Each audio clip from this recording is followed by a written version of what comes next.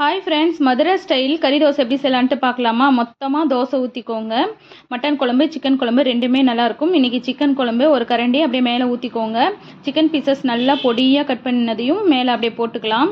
ஒரு முட்டை உடச்சி விட்டு தோசை மேலே ஊற்றிக்கோங்க. நான் தோசை மேலே ஃபுல்லாக பரவி வச்சுருந்தா தான் டேஸ்ட்டு சூப்பராக இருக்கும். சைடில் இருக்கிற முட்டையெல்லாம் எடுத்து அப்படியே மேலே போட்டு விட்டுருங்க. இன்னொரு லேயர் குழம்பு பொடியாக கட் பண்ண சிக்கன் பீசஸையும் இன்னொரு லேயர் போட்டுக்கோங்க. பொடியாக ஆனியன் கட் பண்ணதையும் போட்டுக்கலாம்.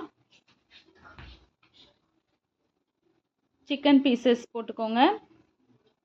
இன்னொரு லேயர் குழம்பு. நல்லா தோசை மொத்தமாக ஊற்றுனீங்கன்னா தான் நல்லா வெந்து வரும். திருப்பி போட்டுக்கோங்க. கொஞ்சமாக எண்ணெய் விட்டு நல்லா வேகட்டும். இந்த அளவுக்கு நல்லா ப்ரௌனாக வெந்தால் தான் டேஸ்ட்டு சூப்பராக இருக்கும். தொட்டுக்க மட்டன் குழம்பு சிக்கன் குழம்பு ரெண்டுமே தொட்டுக்கலாம். நீங்களும் இதே மாதிரி செஞ்சு பார்த்து எப்படி இருக்குன்னு கமெண்ட்டில் சொல்லுங்கள். ஓகே, பாய்.